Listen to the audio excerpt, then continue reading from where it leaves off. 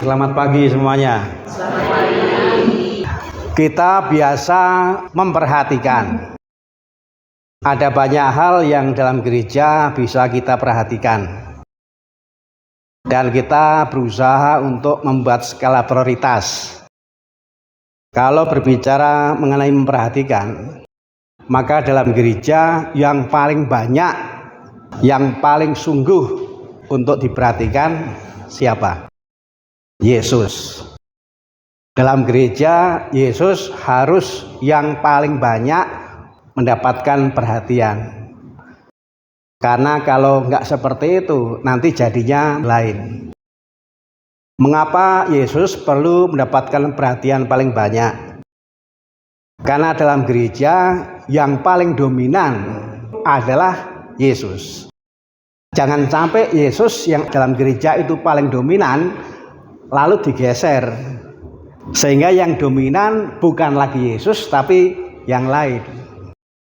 Dan kalau ini yang terjadi, hampir pasti yang namanya beragama, yang namanya gereja lalu kehilangan rasa nyamannya. Nah, di dalam gereja peran Yesus begitu penting, begitu sentral, karena Yesus itu adalah yang mendirikan gereja, yang mempunyai gereja, yang memimpin gereja. Dan kita bersyukur karena Yesus itu betul-betul menjadi inspirator yang luar biasa. Tadi Bapak Andri menyebut kata repetisi. Ada sesuatu yang harus diulang-ulang terus-menerus. Ketika Yesus direnungkan berkali-kali berulang-ulang, maka dengan itu secara tanpa disadari, pasti cara kita hidup itu juga akan dipengaruhi oleh Yesus. Tetapi semakin Yesus nggak direnungkan, nanti kita juga akan semakin nggak dipengaruhi oleh Yesus.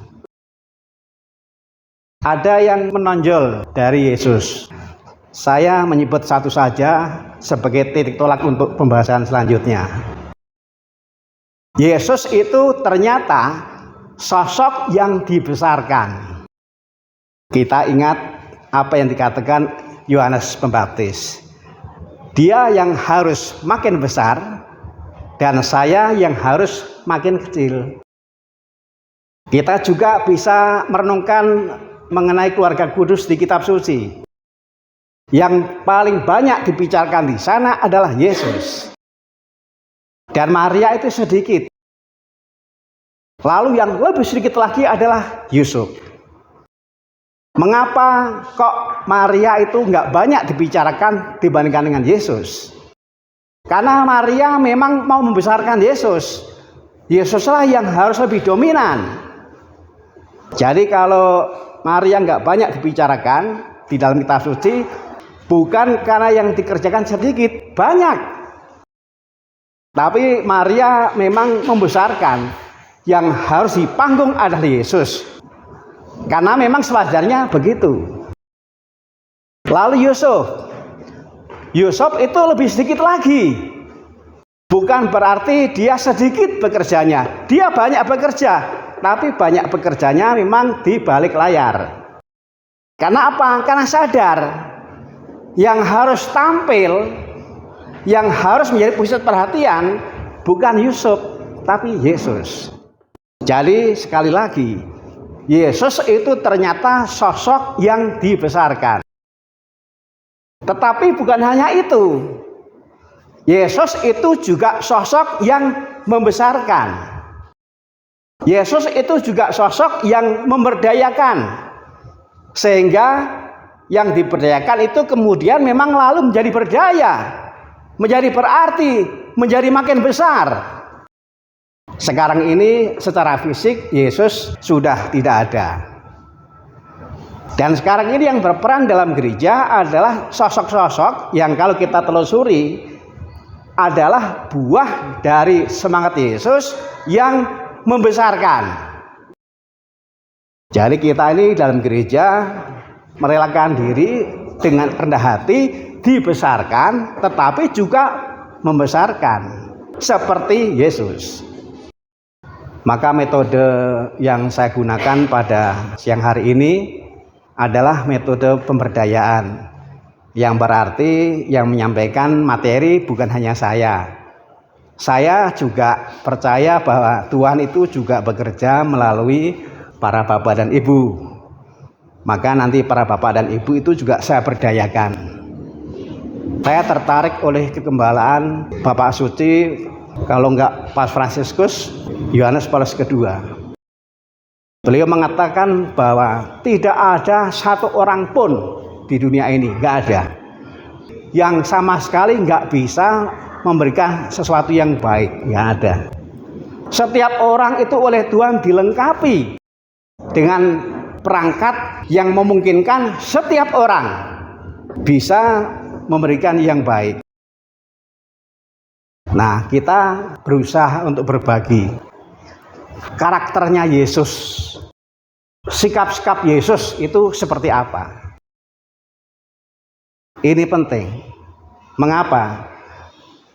Karena kalau anak itu menerima Yesus, kalau anak itu menerima tubuh Kristus, di dalam pendampingan, anak juga harus ditumbuhkan supaya Yesus yang punya karakter, Yesus yang punya sikap, karakter dan sikapnya itu juga masuk di dalam diri anak, sehingga karakter Yesus, sikap Yesus itu kemudian juga tumbuh dan berkembang di dalam diri anak. Dan orang tua punya peran penting. Maka kita memang juga mudah-mudahan karena disertai oleh Tuhan, kita semakin diterampilkan untuk sungguh-sungguh bagus agar karakter, agar sikap Yesus sungguh-sungguh bisa tumbuh dan berkembang di dalam diri anak. Jadi menyambut Yesus berarti mau karakter, sikap Yesus tumbuh dalam diri saya sebagai anak. Mengapa ada begitu banyak anak-anak ke sekolah setiap hari? Karena anak-anak nggak bisa belajar sendiri, harus disertai. Maka di sana ada bapak ibu guru. Jadi kalau bicara mengenai pendidikan, selalu ada orang lain yang membantu. Nah, kita ini juga membantu. Tugas kita adalah membantu supaya sikap karakter Yesus juga tumbuh dalam diri anak.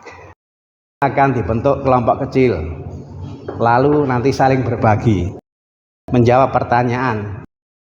Pertanyaannya adalah karakter atau sikap dari Yesus yang mana yang menurut pengamatan Bapak dan Ibu perlu ditumbuh kembangkan dalam diri anak yang akan komunitas pertama.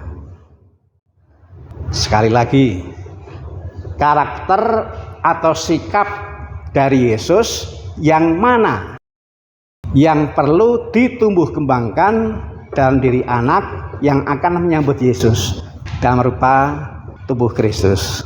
Itu saja pertanyaannya. Saya yakin Tuhan itu maha baik sehingga semua dianugerahi alat untuk bisa menjawab ini.